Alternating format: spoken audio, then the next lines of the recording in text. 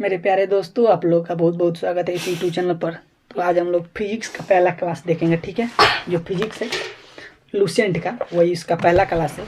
और बायो का 2 क्लास हो चुका है हम लोग का, ठीक है। हम क्वेश्चन पूछते हैं और ये लोग उत्तर देते हैं, ठीक है। तो चलिए हम क्वेश्चन पूछते हैं। पहला क्वेश्चन है, एसआई पद्धति में मूल मात्रकों की संख्या कितनी होती है? कितनी होती है? 7। एक एक करके पूछेंगे, उसका आप लोग ऐसा ही मात्रक बताइएगा, ठीक है। आप लोग भी बताइएगा, सभी लोग बताएंगे। लंबाई का ऐसा ही मात्रक क्या होता है? मीटर। एकदम सही, लंबाई का ऐसा ही मात्रक मीटर होता है। लंबाई को किस में मतलब नापा जाता है? तो मीटर में नापा जाता है। द्रव्यमान का बताइए, द्रव्यमान का ऐसा ही मात्रक। किलोग्राम। केजी बोली या किलोग्राम, उसी को शॉर्ट में बोला जाता है। आप लोग बताइएगा। समय का ऐसा ही मात्रक? सेकंड। एकदम सही, समय का ऐसा ही मात्रक सेकंड होता है। अगला है, ताप का ऐसा ही मात्रक क्या होता है? ताप का बताइए। केल्विन। ताप का केल्विन होता है, बिल्कुल सही है। अगला है, विद्युत धारा का ऐसा ही मात्रक? एम्पियर। एम्पियर। विद्युत धारा का ऐसा ही मात्रक एम्पियर। ज्योति तीव्रता का ऐसा ही मात्रक आप बताइए। ज्योति तीव्रता का ऐसा ही मात्रक? कैंडल। कैंडेल। कैंडेला होता है उसका नाम, ठीक है। ज्योति तीव्रता का ऐसा ही मात्रक कैंडेला होता है। अगला है, समतल कोण का ऐसा ही मात्रक? समतल कोण का? रेडियन। रेडियन। समतल कोण का ऐसा ही मात्रक रेडियन होता है। अगला है, घन कोण का ऐसा ही मात्रक? स्टेरेडियन। स्टेरेडियन, बिल्कुल सही जवाब है। अगला क्वेश्चन पूछते हैं, बहुत लंबी दूरी को मापने के लिए किसका प्रयोग किया जाता है? आप बताइए। प्रकाश वर्ष। प्रकाश वर्ष का। अगर पूछे कि सबसे लंबी दूरी मापने वाला यंत्र कौन सा है, तो सबसे लंबी दूरी मापने वाला यंत्र कौन सा है? पारसेक। ठीक है, सबसे लंबा दूरी अगर मापना है तो पारसेक का यूज करते हैं। तब पूछते हैं, प्रकाश वर्ष किसका मात्रक होता है? दूरी का। दूरी का, इससे दूरी मापा जाता है। अगला क्वेश्चन है, दूरी मापने की सबसे बड़ी इकाई क्या है? बताइए। पारसेक। एकदम सही जवाब, पारसेक है। अगला क्वेश्चन है, बल का सीजीएस पद्धति में मात्रक क्या होता है? बताइए। बल का डाइन होता है। और एसआई में पूछे तो? न्यूटन। न्यूटन। बल का सीजीएस पद्धति में डाइन होता है और एसआई में पूछे तो न्यूटन होता है। अब बताइए, 1 न्यूटन बराबर कितना होता है? 10 के पावर 5 डाइन। 10 के पावर 5 डाइन। 1 न्यूटन बराबर होता है 10 के पावर 5 डाइन। अगला है, कार्य का सीजीएस मात्रक क्या होता है? अर्ग होता है। अर्ग। सीजीएस मात्रक अर्ग होता है, लेकिन एसआई मात्रक पूछे तो? जूल। कार्य या ऊर्जा का एसआई मात्रक जूल होता है और सीजीएस पूछे तो अर्ग होता है। अब बताइएगा, सदिश राशि नाम बताइए 2 सदिश राशि का। विस्थापन, बल, वेग। बल हो गया, वेग हो गया, विस्थापन हो गया और त्वरण हो गया। ये सारा सदिश राशि है, ठीक है। सदैव धनात्मक क्या होता है? सदैव धनात्मक मतलब हुआ कि दूरी को कभी भी धनात्मक देखा जाएगा, ऋणात्मक में दूरी नहीं होता है कोई भी दूरी, ठीक है। विस्थापन का ऐसा ही मात्रक? मीटर। और विस्थापन कभी भी धनात्मक भी हो सकता है, ऋणात्मक भी हो सकता है और शून्य भी हो सकता है, लेकिन दूरी केवल धनात्मक होता है, ठीक है। अगला क्वेश्चन है, धनात्मक, ऋणात्मक और शून्य भी हो सकता है, वह क्या है? दूरी है, चाल है, विस्थापन है, क्या है? विस्थापन। देखिए, विस्थापन धनात्मक भी हो सकता है, ऋणात्मक भी हो सकता है और शून्य भी हो सकता है, ठीक है। चाल का सूत्र बताइए। चाल बराबर क्या होता है? दूरी बटा समय। दूरी बटा समय होता है। चाल का सूत्र क्या होता है? दूरी बटा समय। अगला क्वेश्चन है, चाल का एसआई मात्रक क्या होता है? चाल का एसआई मात्रक मीटर प्रति सेकंड। एकदम सही जवाब, मीटर प्रति सेकंड होता है चाल का एसआई मात्रक। अगला क्वेश्चन है, भौतिकी के पिता किसे कहा जाता है? न्यूटन। और गति का नियम किसने दिया था? न्यूटन ने दिया था। अगला क्वेश्चन है, न्यूटन के गति नियम किसने और कब दिया था? न्यूटन ने 1687 ईस्वी में। एकदम सही जवाब, न्यूटन ने दिया था 1687 ईस्वी में दिया था। न्यूटन ने अपनी पुस्तक में गति के नियम का प्रतिपादन किया है, उस पुस्तक का नाम क्या है? प्रिंसिपिया पुस्तक है जो न्यूटन ने लिखा है, उसी में उसने गति के 3 नियम के बारे में बताया है। अगला क्वेश्चन है, गति के प्रथम नियम को क्या कहते हैं? जड़त्व का नियम या गैलीलियो का नियम भी कहते हैं। गति के प्रथम नियम को गैलीलियो का नियम या जड़त्व का नियम भी कहते हैं। अगला क्वेश्चन है, बल की परिभाषा किस नियम से मिलती है? प्रथम नियम से। बल की परिभाषा प्रथम नियम से मिलती है। इसका मतलब हुआ कि बल की परिभाषा है जो प्रथम नियम में मिलता है। अगला क्वेश्चन है, संवेग बराबर क्या होता है? संवेग बराबर संवेग बराबर बताइए, आप लोग बताइए, संवेग बराबर क्या होता है? द्रव्यमान गुणे वेग। एकदम सही जवाब, द्रव्यमान गुणे वेग। आप लोग भी बताइएगा पूछेंगे तो। अगला क्वेश्चन देखिए, न्यूटन के दूसरे नियम से क्या प्राप्त होता है? बल का बल का व्यंजक। व्यंजक। बल का व्यंजक निकालना है तो न्यूटन का दूसरा नियम लगाएंगे तो बल का व्यंजक निकलेगा। अगला क्वेश्चन है, अभिकेंद्रीय बल का उदाहरण है। अभिकेंद्रीय बल जो केंद्र की ओर लगता मौत है, का कुआं। जो मौत का कुआं होता है उसमें केंद्र की ओर बल लगता है, इसीलिए वह अंदर ही अंदर गाड़ी घूम जाता है। अपकेंद्रीय बल के सिद्धांत पर कार्य करता है। बताइए कौन सा मशीन है जो कपड़ा सुखाने अपकेंद्रीय वाला पर मशीन। कार्य करता है? कपड़ा सुखाने वाला मशीन हो गया, और दूध से मक्खन निकालने वाला मशीन। दूध से मक्खन निकालने वाला मशीन हो गया, अपकेंद्रीय बल पर कार्य करता है।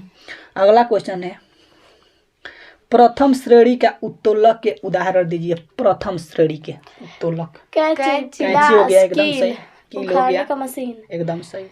अब बताइए, कैंची हो गया, पिलास हो गया, कील उखाड़ने वाला मशीन हो गया, ये प्रथम श्रेणी के उत्तोलक है। और द्वितीय श्रेणी के उत्तोलक में बताइए। सरौता और नींबू निचोड़ने का मशीन। एकदम सही, सरौता हो गया या नींबू निचोड़ने का मशीन हो गया, ठीक है।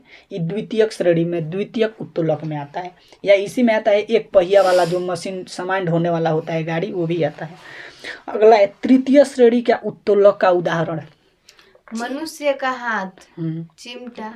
ओके।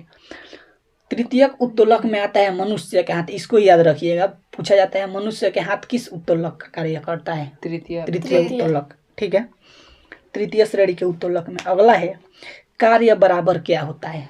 बल गुणे गुणे विस्थापन। बल गुणे विस्थापन, ठीक है। अगला क्वेश्चन है, कार्य द्वारा प्राप्त ऊर्जा को क्या कहते हैं? यांत्रिक ऊर्जा। यांत्रिक ऊर्जा। कार्य द्वारा प्राप्त ऊर्जा को यांत्रिक ऊर्जा बोला जाता है, ठीक है। अगला क्वेश्चन है, यांत्रिक ऊर्जा कितने प्रकार के होते हैं? दो। यांत्रिक ऊर्जा दो। कौन कौन? स्थैतिक ऊर्जा, गतिज गतिज ऊर्जा, और स्थितिज स्थितिज ऊर्जा। हाँ। ठीक है, गतिज ऊर्जा और स्थितिज ऊर्जा। तो अब आप लोग बताइएगा, गतिज ऊर्जा का एक सूत्र होता है, उसका सूत्र बताइएगा। 1/2 के बराबर mv²। काइनेटिक एनर्जी बराबर होता है 1/2 mv², ठीक है, गतिज ऊर्जा का। और उसके बाद बताइए स्थितिज ऊर्जा का, mgh। mgh होता है, ठीक है। स्थितिज ऊर्जा का ऐसा ही मात्रक mgh होता है, ठीक है। अगला क्वेश्चन है, स्थितिज ऊर्जा के उदाहरण बताइए। स्थितिज ऊर्जा जो होता है उसका उदाहरण। बांध बनाकर पानी इकट्ठा किए गए पानी का हाँ। ऊर्जा। बांध बनाकर अगर इकट्ठा करते हैं पानी को तो उसमें स्थितिज ऊर्जा कार्य करता है, उसमें स्थितिज ऊर्जा संचित रहता है। जब बांध तोड़िएगा तो बहुत रफ्तार से पानी जाएगा। अगला बताइए। घड़ी की चाबी में संचित ऊर्जा। घड़ी की चाबी, पहले घड़ी आता था जिसमें चाबी दिया जाता था, काफ़ी देर तक चलता था, रोज देना पड़ता था, उसमें भी संचित ऊर्जा रहता था जो कार्य करता था बहुत दिनों तक। अगला आता है जो धनुष चलाते हैं, उसमें भी संचित ऊर्जा रहता है, स्थितिज ऊर्जा। अगला क्वेश्चन है, अब पूछते हैं आप लोगों से, ऊर्जा रूपांतरित करने वाले उपकरण के नाम, जो ऊर्जा को रूपांतरित करता है, विद्युत ऊर्जा को रासायनिक ऊर्जा में, रासायनिक ऊर्जा को विद्युत ऊर्जा में। तो एक एक करके पूछेंगे, बताइएगा। डायनेमो बताइए, किस ऊर्जा को किस में परिवर्तित करता है? डायनेमो, ध्वनि ऊर्जा को विद्युत ऊर्जा में। आप बताइए। यांत्रिक ऊर्जा को विद्युत ऊर्जा में। एकदम सही, यांत्रिक ऊर्जा को विद्युत ऊर्जा में। अब बताइएगा, माइक्रोफोन किस ऊर्जा को किस में रूपांतरित करता है? माइक्रोफोन जो हम लोग बोलते हैं माइक, यानी हम लोग ध्वनि देते हैं, ऊर्जा को विद्युत ऊर्जा में। हाँ, ध्वनि ऊर्जा को विद्युत ऊर्जा में। माइक्रोफोन मतलब होता है माइक, हम लोग ध्वनि दिए तो वो जा करके साउंड में बजता है, तो ध्वनि ऊर्जा को विद्युत ऊर्जा में परिवर्तित करता है, ठीक है। अगला है सोलर सेल, बताइए किसको बदलता है? सौर ऊर्जा को विद्युत ऊर्जा में। एकदम सही। सौर का मतलब होता है जो हम लोग सोलर सिस्टम लगाते हैं, तो सौर ऊर्जा यानी ऊपर से आता है और उसको हम लोग किस में बदल देते हैं? विद्युत ऊर्जा में। अब बताइएगा, विद्युत बल्ब बताइए किस में बदलता है? विद्युत ऊर्जा को किस में बदलेगा? विद्युत ऊर्जा को प्रकाश ऊर्जा में Yes. और ऊष्मा ऊर्जा में। एकदम। विद्युत बल्ब जो होता है तो विद्युत ऊर्जा को प्रकाश देता है और उससे कुछ गर्मी भी महसूस होता है, तो ऊष्मा को भी देता है, ठीक है। तो प्रकाश से हम ऊष्मा ऊर्जा को देता है। अब बताइए, विद्युत सेल जो होता है बैटरी, वह किस ऊर्जा को किस में रूपांतरित करता है? रासायनिक ऊर्जा को विद्युत ऊर्जा में। एकदम सही। जो विद्युत सेल होता है वह रासायनिक ऊर्जा को विद्युत ऊर्जा में रूपांतरित करता है। अगला क्वेश्चन है, संवेग को दोगुना करने पर गतिज ऊर्जा कितनी होती है? 4 गुना। 4 गुना। अगर संवेग को 2 गुना करते हैं तो गतिज ऊर्जा उसके स्क्वायर हो जाएगा, तो कितना हो जाएगा? 4 गुना। अब बताइएगा, शक्ति का एसआई मात्रक क्या होता है? शक्ति का एसआई मात्रक वाट। वाट होते हैं। आप लोग भी बताइए उधर से, शक्ति का एसआई मात्रक वाट होता है। अब बताइएगा, शक्ति का एक और मात्रक होता है जिसे क्या कहते हैं? अश्व शक्ति। अब एक अश्व शक्ति बराबर कितना वाट होता है? 746 वाट। 746 वाट बराबर होता है एक अश्व शक्ति। अगला क्वेश्चन है, 1 वाट घंटा बराबर कितना होता है? 1 वाट घंटा बराबर कितना होता है? 36 जूल। 36 जूल। 1 वाट घंटा बराबर कितना? 36 जूल। जूल। और यहीं पर पूछे 1 किलोवाट घंटा बराबर कितना होता है? तो कितना होता है? 1 किलोवाट घंटा बराबर कितना होता है? 1000 वाट बराबर 1000 वाट घंटा बराबर 3.6 गुणे 10 के पावर 6 जूल। एकदम सही है। ऐसे बोलिएगा 3.6 गुणे 10 के पावर 6 जूल। 1000 नहीं आता है, ठीक है। 1 किलोवाट घंटा बराबर कितना होगा? 3.6 गुणे 10 के पावर 6 जूल। अगला क्वेश्चन है, गुरुत्व जनित त्वरण का मान कितना होता है? 9.8 मीटर पर सेकंड स्क्वायर। ठीक, 9.8 मीटर पर सेकंड स्क्वायर होता है। अगला क्वेश्चन है, गुरुत्व जनित त्वरण निर्भर नहीं करता है किस पर यह निर्भर नहीं करता वस्तु है? के रूप, वस्तु के रूप, आकार, द्रव्यमान आकार और द्रव्यमान। एकदम सही। वस्तु के रूप पर निर्भर नहीं करता है, आकार पर और द्रव्यमान पर निर्भर नहीं करता है। क्या? त्वरण जो होता है उसका।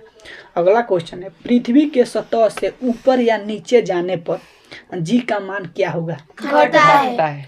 जी का मान घटेगा, ऊपर नीचे जाएंगे। अगर ध्रुव पर जी का मान सबसे ज्यादा होता है, विषुवत रेखा पर 0 होता है, और पृथ्वी से ऊपर या नीचे जाएंगे तो घटेगा। अगला क्वेश्चन है, पृथ्वी के सतह से ऊपर या नीचे जाने पर जी का मान घटता है। अगला क्वेश्चन है, पृथ्वी के ध्रुव पर जी का मान कितना होता है? अधिकतम या न्यूनतम? सबसे महत्तम, सबसे अधिकतम, उसी को अधिकतम बोला जाएगा। विषुवत रेखा पर जी का मान कितना होता है? न्यूनतम। सबसे न्यूनतम होता है। जी का मान विषुवत रेखा पर क्या होता है?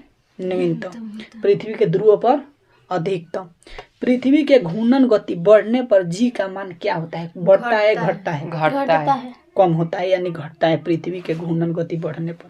पृथ्वी के घूर्णन गति घटने पर जी का मान क्या होगा? बढ़ता है। जब घूर्णन गति बढ़ेगा तो जी का मान घटेगा, और जब घूर्णन गति घटेगा तो जी का मान बढ़ेगा। अगला क्वेश्चन है, यदि पृथ्वी अपनी वर्तमान कोणीय चाल से 17 गुनी अधिक चाल से घूमने लगे तो भूमध्य रेखा पर रखी वस्तु का भार क्या हो जाएगा? शून्य। अगर कोई भी वस्तु 17 गुना के स्पीड से अगर घूमता है तो उसका मान कितना हो जाता है? 0 हो जाता है। जब लिफ्ट ऊपर की ओर जाती है तो लिफ्ट में स्थित पिंड का भार कैसा प्रतीत होता है? बढ़ा हुआ कि घटा हुआ? बढ़ा हुआ। जब लिफ्ट ऊपर की ओर जाती है तो बढ़ा हुआ प्रतीत होता है। तो देखिए, आज हम लोग फिजिक्स का क्लास कर लिए। ऐसे ही डेली क्लास चलता है। बायो का 2 क्लास चल चुका है, एक फिजिक्स का पहला क्लास है, कल दूसरा क्लास चलेगा। ऐसे ही रोज चलेगा, ठीक है। इसमें हम लोग 70 क्वेश्चन कराते हैं एक दिन में, पर डे। अगर आप लोगों को जो भी मालूम है अपने से उत्तर दीजिए और अनुमान लगाइए आप लोग कितना तैयारी किए हैं। चलिए ठीक है, तब मिलते हैं अगले क्लास में। जय हिंद।